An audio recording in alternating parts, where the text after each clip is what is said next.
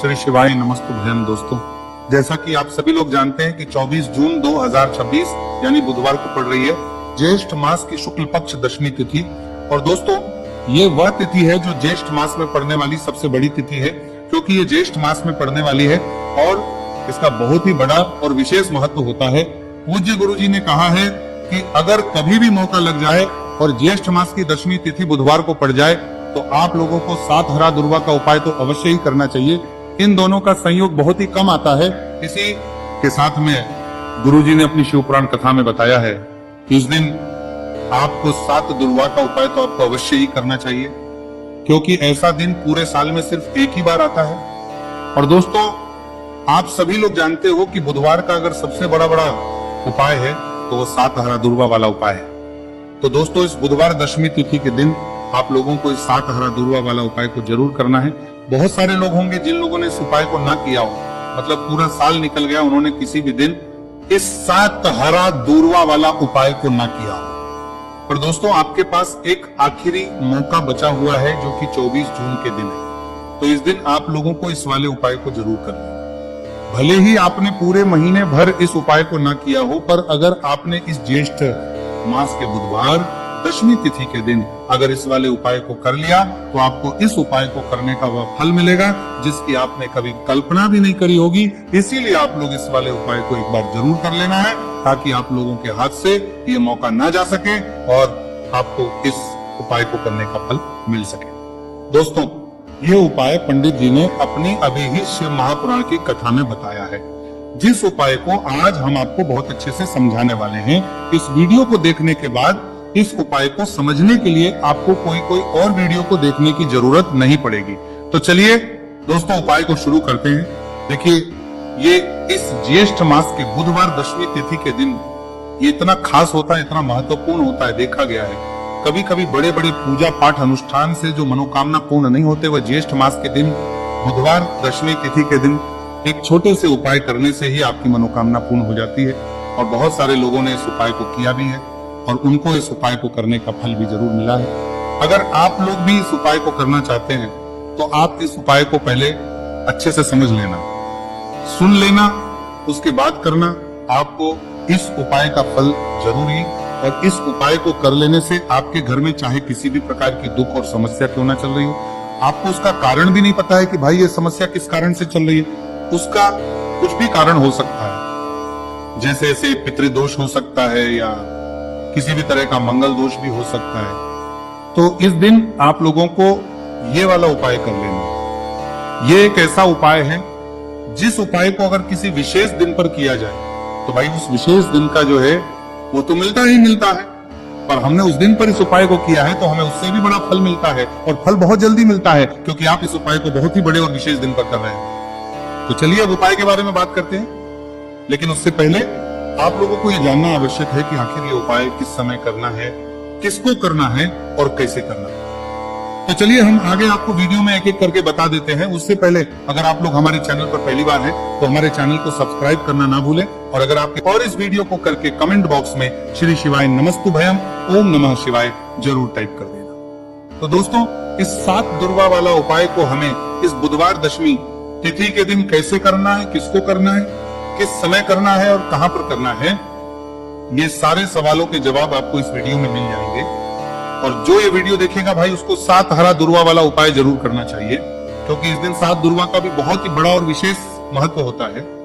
और जब बात आ जाए हरा दुर्वा की तो ये सोने पर सुहागा वाली बात हो जाती है, और ये एक बहुत ही बड़ा उपाय हो जाता है इस बुधवार दशमी तिथि का। तो अब दोस्तों, इस 7 हरा दुर्वा वाला उपाय को आखिर करना किसको है, सबसे पहले हम लोग वो बात जान लेते हैं। तो देखो, घर की जो बड़ी माताएं बहनें होती हैं, उन माताओं बहनों में से कोई भी एक बड़ी माता बहन इस वाले उपाय को कर सकती है। और दोस्तों, अगर आप चाहें तो अपने घर में से सभी सदस्यों भी इस उपाय को करवा सकते हैं। अगर किसी व्यक्ति की खुद की कोई मनोकामना है, खुद की कोई दुख और परेशानी है जो कि वह अपने लिए ही करना चाहता है, इस वाले उपाय को तो वह खुद अपने लिए भी कर सकता है। बाकी अगर कोई घर में से ऐसा है जो कि अपने पूरे घर परिवार की सुख और शांति के लिए यह वाला उपाय करना चाहता है, तो भाई वो भी कर सकता है, उसमें भी कोई दिक्कत वाली बात नहीं है। कहने का मतलब यह है कि इस उपाय को हर सदस्य भी कर सकता है और पूरे घर परिवार के सदस्य के लिए घर की बड़ी माताओं बहनों में से कोई एक माता बहन भी कर सकती है।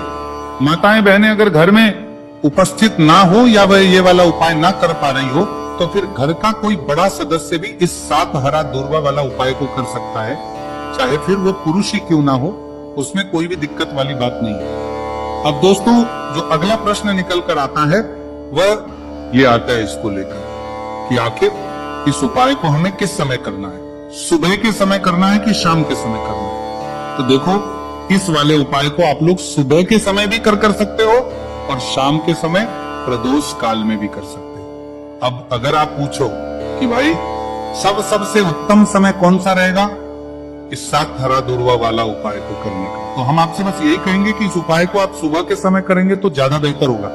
बाकी अगर प्रदोष काल के समय भी करेंगे तो भी अच्छा होगा, उसमें कोई भी दिक्कत वाली बात नहीं है। तो अब दोस्तों जो अगली सबसे बड़ी और महत्वपूर्ण बात आती है वो ये आती है कि सुबह अगर हम उपाय को करेंगे तो हमें कितने बजे से लेकर कितने बजे तक के बीच में करना है, और शाम के समय प्रदोष काल में करेंगे तो हमें कितने बजे से लेकर कितने बजे तक के बीच में करना है, बजे के बीच में करना है। तो देखो सुबह जितनी जल्दी हो सके आप उपाय को करने की कोशिश करना। बाकी अगर कारणवश लेट भी हो जाओ, थोड़ी देर भी हो जाए तो 10 या 11 बजे तक भी आप उपाय कर लेना, पर 12 बजे से ज्यादा देरी ना हो, ठीक है, इस बात का ध्यान रखना। उसके बाद में दोस्तों अगर शाम के समय प्रदोष काल की बात करें, प्रदोष काल का जो समय है होता है वो शाम के 6 बजे से शुरू हो जाता है। मतलब शाम के 6 बजे से लेकर शाम के 6 बजे से रात के 8 बजे के बीच का जो समय होता है ये समय प्रदोष काल का समय होता है। तो इस उपाय को 7 या 8 बजे के बीच में भी कर सकते हो, मैं आप कभी भी इस वाले उपाय को कर सकते हो, उसमें कोई भी दिक्कत वाली बात नहीं है। तो ज्येष्ठ मास का महीना ही है जो आपको धन दौलत पुण्य दोनों ही देने वाला है। ज्येष्ठ मास के महीने में तुलसी का पूजन करके श्री हरि विष्णु से जुड़े हुए कुछ उपाय करके आप अपने जीवन की निर्धनता, धन से जुड़ी समस्याएं, कर्ज से जुड़ी समस्याओं को हमेशा के लिए दूर कर सकते हैं। भगवान विष्णु को तुलसी अति प्रिय है, इसलिए उनकी पूजा में भी विशेष रूप से हम तुलसी का उपयोग करते हैं, और बिना तुलसी दल के, बिना तुलसी मैया के श्री हरि विष्णु की पूजा और उनका भोग दोनों ही अधूरे होते हैं। इसीलिए ज्येष्ठ मास के महीने में ऐसा उपाय आपको बताने वाले हैं जिसे करने से श्री हरि विष्णु की असीम कृपा आपको मिलेगी और माँ तुलसी से ऐसा आशीर्वाद मिलेगा, जीवन का हर दुख, हर कष्ट, गरीबी, निर्धनता, कर्जे से जुड़ी समस्याएं सब कुछ ही आपके जीवन से दूर हो जाएगा और सुख, समृद्धि, धन, वैभव, ऐश्वर्य सब कुछ आपको अपने जीवन में आसानी से मिलने लगेगा। तो चलिए बात कर लेते हैं कि कौन सा उपाय है, तुलसी के पौधे में कौन सी चीज आपको रखनी है और इस उपाय को किस समय करना है। देखिए सबसे पहले तो आपको बता दें कि अगर आपके घर में तुलसी का पौधा नहीं है तो ज्येष्ठ मास के महीने में एक तुलसी का पौधा अपने घर में लाकर जरूर लगाए, क्योंकि ज्येष्ठ मास के महीने में जो लोग अपने घर में तुलसी जी का पौधा लाकर लगाते हैं, माँ तुलसी का पूजन करते हैं, कभी भी माँ तुलसी उनके घर में निर्धनता नहीं रुकने देती है, हमेशा उनके घर में धन की वृद्धि होती है, धन की वर्षा होती है। तो जरूर से तुलसी का पौधा आप ज्येष्ठ मास के महीने में अपने घर जरूर लेकर आए और अच्छे से आपको माँ तुलसी का पूजन करना है, माँ तुलसी के पौधे की देखभाल करनी है। और वह कौन चीज है जो आपको तुलसी के पौधे में ज्येष्ठ मास के महीने 24 जून बुधवार दशमी तिथि में रखना है, और कैसे ये चीज रखते ही रातों रात आपके जीवन में चमत्कार होगा और आपके भाग्य का भी आपको साथ मिलेगा। तो देखिए इस वीडियो में जितने भी उपाय हमका रैंकर पड़ेगा आपको बताएंगे, सभी उपाय सरल है।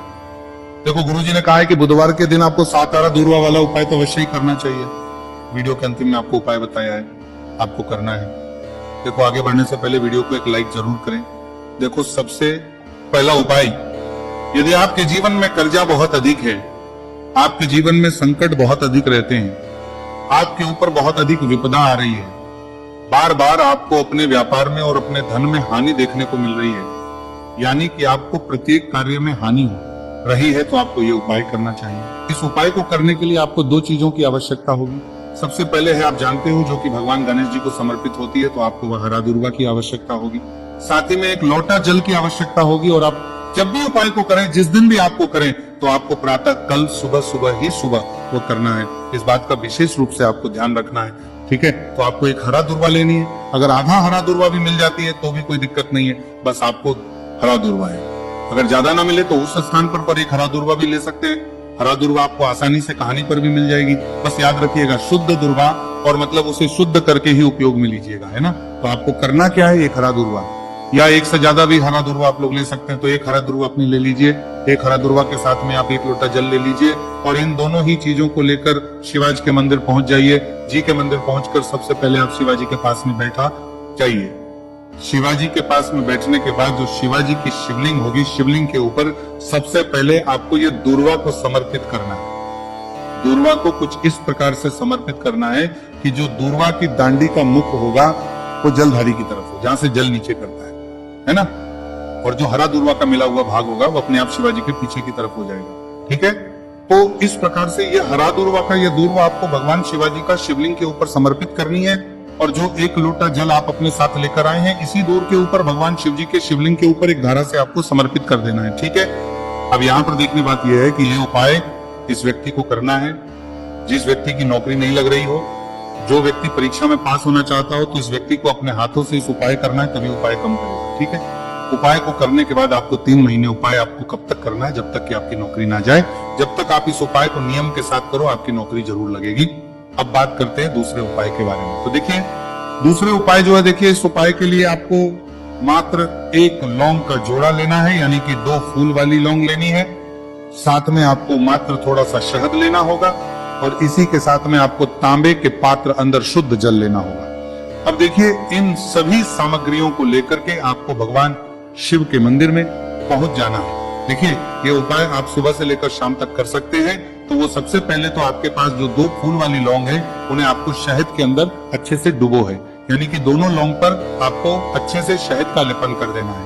अब आपको जो आपके पास 1 लोटा जल है, सबसे पहले तो उसे शिवलिंग पर धीरे धीरे समर्पित करना है, और श्री शिवाय नमस्तुभयम इसका जाप करते हुए समर्पित कर देना है।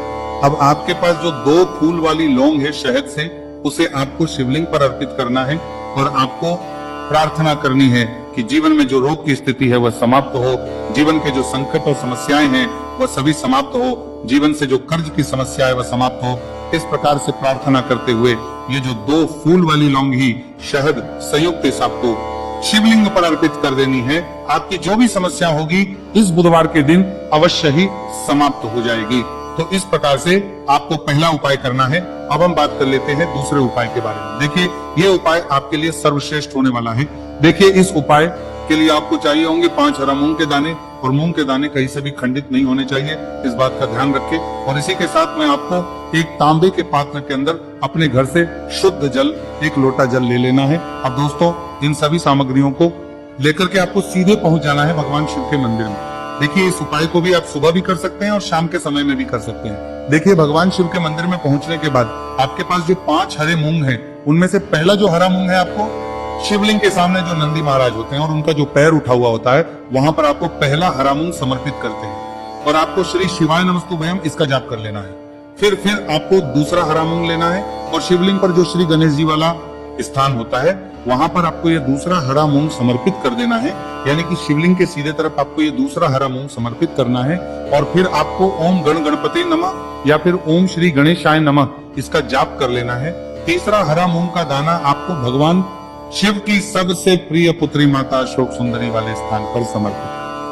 शिवलिंग की जो जलाधारी होती है, जहां से जल बह करके आता है, उसी जलाधारी के बीच में जो कहीं कहीं उठी हुई लाइन होती है सांप की आकृति के रूप में, वहीं पर आपको तीसरा हरा मूंग समर्पित करना है, और फिर आपको ओम नमः शिवाय इसका जाप कर लेना है। अब दोस्तों चौथा जो हरा मूंग है उसे आपको भगवान कार्तिकेय जी का जो स्थान होता है शिवलिंग पर, वहां पर आपको ये चौथा हरा मूंग का दाना समर्पित कर देना है, और आप ओम नमः शिवाय इसका जाप कर देना है, लेना है। अब दोस्तों आपके पास जो 5वां और अंतिम हरा मूंग बचा हुआ है, उससे जल के पात्र के अंदर डाल देना है, और इस हरे मूंग से युक्त जल से आपको भगवान शिव के शिवलिंग का अभिषेक कर देना है। जल आपको बिल्कुल धीरे धीरे समर्पित करते जाना है, और लगातार आपको शिव महापुराण के मूल श्री शिवाय नमस्तुभयम इसका जाप करते रहना है। फिर आपको शिवलिंग के आगे बैठकर, यदि आप अपने बच्चों के लिए ये उपाय कर रहे हैं, यदि आप अपने बच्चों की बुद्धि ज्ञान और विवेक के लिए उपाय कर रहे हैं, तो उसके लिए आपको प्रार्थना कर लेनी है, या फिर व्यापार में वृद्धि करने के लिए उपाय कर रहे हैं तो उसकी कामना करते हुए आपको प्रार्थना कर लेनी है, या फिर अपनी नौकरी के लिए कर रहे हैं, या फिर अपने इंटरव्यू के लिए, या फिर धन की प्राप्ति के लिए कर रहे हैं, जिस भी कामना के लिए आप उपाय कर रहे हैं उसे परिपूर्ण करने के आपको महादेव से प्रार्थना कर लेनी है और फिर आपको वापस अपने घर आ जाना है। पूज्य गुरुजी ने कहा है कि जो भी व्यक्ति इस उपाय को कर लेता है तो यकीन मानिए आपके जीवन की जो सारे संकट, कष्ट और बाधाएं ही वो सभी समाप्त होंगे। अब हम बात करते हैं अगले उपाय की। इस उपाय के लिए आपको एक दीपक लेना है। दीपक आप मिट्टी का भी ले सकते हैं और शुद्ध आटा मढ़कर उसका दीपक भी आप तैयार कर सकते हैं। अंदर गोल बाती का प्रयोग करना है और दीपक के अंदर आपको शुद्ध घी का प्रयोग करना है। इसी के साथ में आपको मात्र एक फूल वाली लौंग लेनी होगी। अब ये एक दीपक और एक फूल वाली लौंग लेकर के सीधा आपको पहुंचना होगा बरगद के वृक्ष के। वहां पर देखिए, सबसे पहले तो आपके पास जो एक फूल वाली लौंग है उससे आपको बरगद के वृक्ष की जड़ में समर्पित करना है। देखिए, अगर आपके जीवन में कोई भी बड़ा संकट आने वाला है, कोई बड़ा कष्ट आने वाला है, तो वो इस उपाय के माध्यम से दूर होने वाला है। महादेव की विशेष कृपा रहेगी कि जो भी संकट आपके जीवन में आने वाला होगा वो भी दूर हो जाएगा। तो आपको एक लौंग समर्पित करनी है बरगद के वृक्ष की जड़ में और वहीं पर आपको जो है गोल बाती वाला दीपक जो आप लेकर के गए हैं उससे भी वहां पर प्रज्वलित कर देना है बटकेश्वर महादेव का स्मरण करते हुए। देखिए, जब भी आपको जीवन में इस साल लगने लगे कि आपके जीवन में कुछ भी अच्छा नहीं चल रहा है, तब भी आपको इस उपाय करना है। तो इस प्रकार से आपको ये उपाय करना है। अब हम जान लेते हैं चौथे विशेष उपाय के बारे में। देखें, यदि आपके विवाह में, शादी में कोई भी समस्या आ रही है, यदि आपका जो कर्ज है वो दिन पर दिन बढ़ते ही जा रहा है, तो आपको ये चमत्कारी उपाय करना चाहिए। कोई भी समस्या अगर जीवन में है तो उसे दूर करने के लिए आपको ये उपाय करना चाहिए।